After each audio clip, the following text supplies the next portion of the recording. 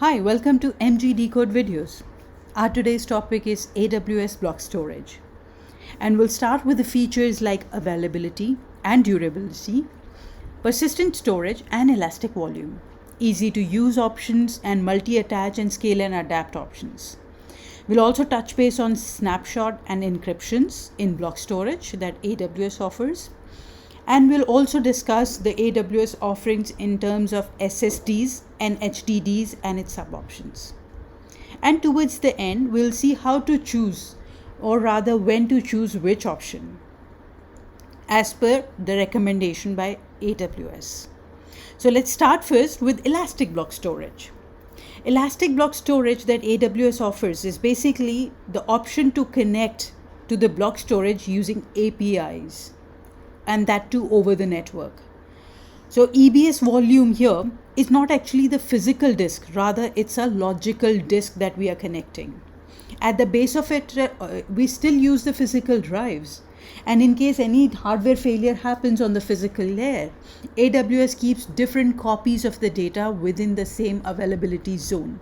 That also offers durability to the data, where you can use that data where rather AWS uses that data, and in case of any hardware failure will kind of switch it over to other hard drive and will give you a flawless experience there, and it offers you 99.999% of availability also. We'll talk about the data in more detail in the upcoming slides. It also offers the persistent local storage, which would really mean that EBS can be attached to the EC2 as the unformatted block device. You can really mount the EBS volume with EC2, and you can install or set up a file system as per the requirement over it. Other than that, your EBS can be used as your data drive over the network. Now here, if you'll see that I have the first option in the dark line that it shows as the region. Within the region, I have availability zone. And in the availability zone, I have an EC2 which is connected with an EBS drive or the EBS disk. What really happens is, what if my EC2 goes down? The EBS is actually the persistent storage, which simply means that even if the EC2 is not there or it goes down, I can spin up another EC2 and connect with the EBS and use the data there. So that's quickly adapting to the situation and being able to utilize the storage. It's a persistent storage. As per the requirement, if my EC2 requirement, if I have a requirement where I need much more, capacity of EBS drive, I can just quickly scale up or scale down as per the requirement. And I can dynamically increase the capacity, and at the same time, I can tune the performance, which offers the elastic option, or which offers the elasticity that EBS offers. There is one more very nice feature, which is the multi-add feature.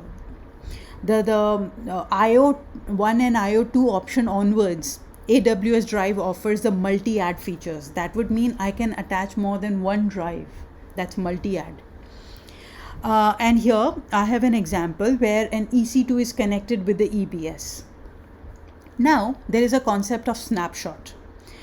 I'm sure that you must have seen my video on the incremental backups and the snapshot in detail, and also about the application and application aware backups and crash consistent backup. If not, please go ahead and see it. The things will become absolutely clear. They are very informative videos. Now coming back to the point here, that in order to take the copy of the EBS backup or the backup of the EBS drive, what AWS gives us an option is to take a snapshot, which is basically a point-in-time copy. A point-in-time copy of the data that you can further maybe save it on S3 or as per your requirements.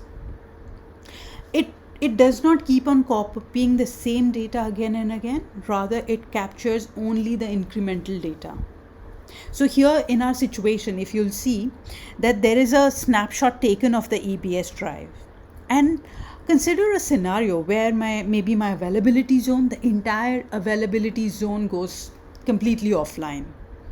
And in that case, the option that I would still have is to pick up the snapshot, take the snapshot into a different availability zone, perhaps within the same region, and restore the data from the snapshot and connect it with another EC2 and use the data again.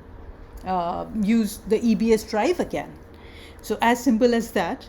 I can schedule the snapshots, or I can maybe take a manual snapshot as per my requirement. Now here we've been talking about the same region. What if my entire region goes down?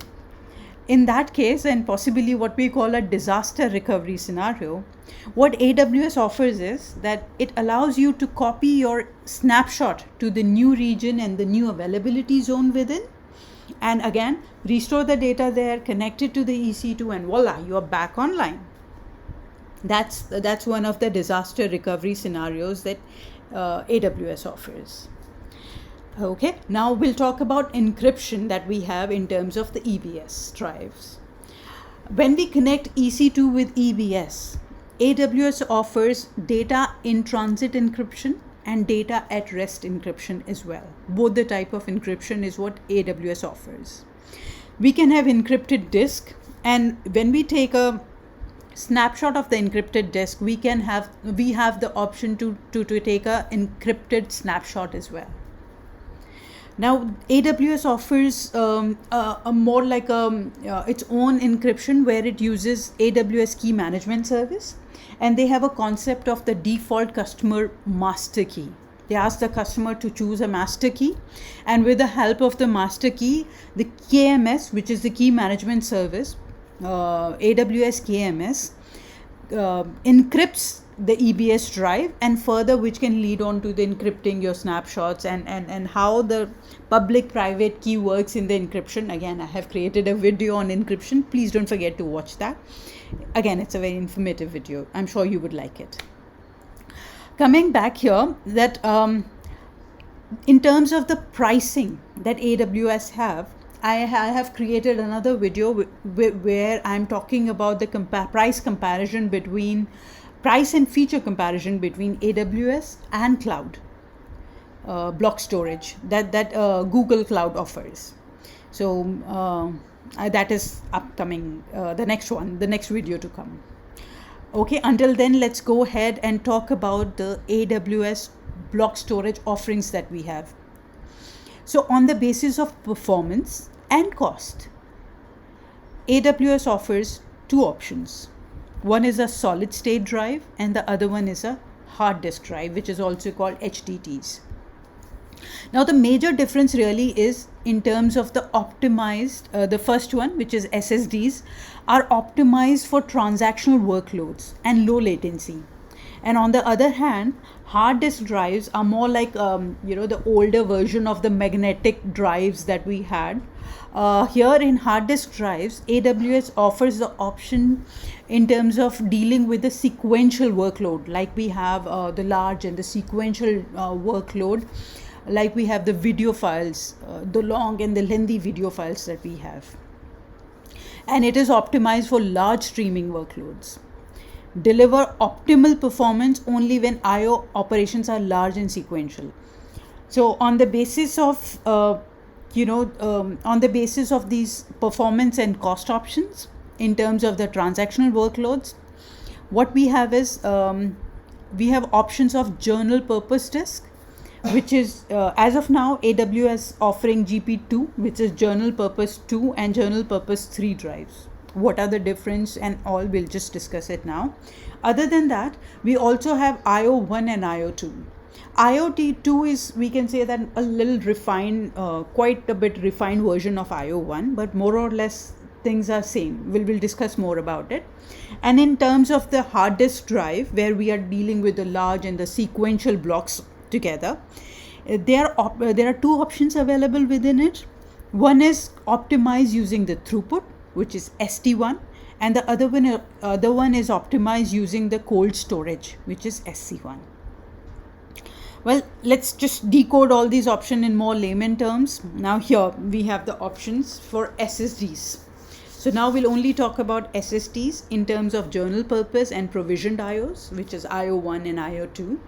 And general purpose, where as you can see, I have written that GP offers balanced price and performance for transactional application.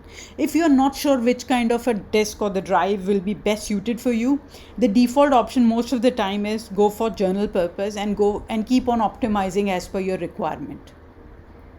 So that's like a default thing if you're not sure how to pick and choose the options. But if you are aware of it or you have a bit of an idea, then we have very clear options available in terms of how to make the choice, how to make the correct choice. Now here, GP2 is usually used as a boot volumes or for spinning up the virtual machines or the EC2s. Here, the durability that AWS offers in terms of GP3 is 99.8, and annual failure rate is only 0.1 to 0.2. Availability is pretty much the same in both GP3 and GP2, which is 99.999, which is 999%. And then the volume size may vary from 1 GB to 16 GB. Minimum to maximum IOPS. Here we are measuring the IOPS on the basis of 16 gigs. And if we talk about the minimum and maximum IOPS in terms of 16 gigs, it ranges from 3,000 to 16,000, which is much more refined than what GP2, the earlier version of general purpose disk that AWS came up with, which was only 100 to 16,000 gigs. 100 to 16,000 IOPS. Now throughput. MB per second, throughput is measured within MB per second. That is how much data can be read or written, or the operations can happen with the drive within 1 second. How many MB per second? It ranges for GP3 from 1000 Mbps, and GP2 it goes up till 250 MB per second. Both GP2 and GP3 can be used as a boot volume. And in both these options, multi-attach option was not available. Now on provision IO, as you can see that these volumes are the most optimized and the highest performance for the demanding or the transactional workload that you have. For the demanding applications like SAP, HANA, MySQL, IBM DB2, or the business critical workloads like large databases that you have. So these provision IOs are meant for that kind of a work. If your requirement revolves around those kind of a business critical application, then it's better to consider provision IO options. And if you'll see that IO1 and IO2, the major difference really is that IO2 is a better version. If you check the AFR, which is annual failure rate, IO2 offers 0.001 AFR, where IO1 was only 0.1 to 0.2. Even the durability has improved in IO2 from 99.999%. It goes up till that. The volume size, again, we have 4 to 16 gigs. IOPS is 1000 to 64,000. Both are same in IO1 and IO2. And both IO1 and IO2 support can be used as a boot volume. And it also offers, or it also allows multi-attach, which is very handy considering the business critical workloads that we are dealing with provisioned IO drives. Multi-attach as per the requirement comes extremely handy. So these are SSD drives. Now let's go up and talk about hard disk drives, which are more like as we discussed, it's more like large and sequential workload. If you have, so it reads, once it has reached the correct block's address, it starts reading very efficiently from there. And that is the reason that it is also very effective and efficient in data warehouses and log processing and big data these days. The durability it offers is 99.8 and 99.9. As I already mentioned, that ST1 is more like a throughput optimized, whereas SC1 is more like a cold HDD, which is more utilized for storage, majorly for infrequent access that we have. For that we use the SC1 option. Volume size may range from 125 GB till 16 TB. And if you'll see the minimum and maximum throughput, and and if you'll see the minimum and maximum throughput, here we are talking about at 1 MB input and output, which is 5 to 500. Where in case of cold, if you'll see, it's just 192 MB per second, because it takes time. But once it's connected and it got the sequence of the block it has to read, it's much more efficient. Then we have the burst throughput. Burst throughput is basically that peak performance that it goes on to. Now, both these drives does not offers the options like multi-attach and boot volume. Okay, now at the end, the $1 million question really is, which option to choose as per our requirement? Well, the best and the recommended option that AWS has is that first check for your IOPS requirement. And once you are aware of what are your IOPS requirements are, then go ahead and check for your latency requirements. What is it, the cost which is more important for you, or is it the performance? Are you looking for a small IOPS or larger sequential IOPS that you're aiming at? Whether it's your cost which matters the most, or is it the performance? So on the basis of that, with this data, we will be able to kind of come up or reach onto a conclusion in terms of what will be the best fit. And as I earlier said, that if you're still confused, you're not sure where to start from, then it's the safest option is to start with general purpose options. Well, that's it for today. I hope you liked the video. Please don't forget to subscribe, like, and share the video. Thank you.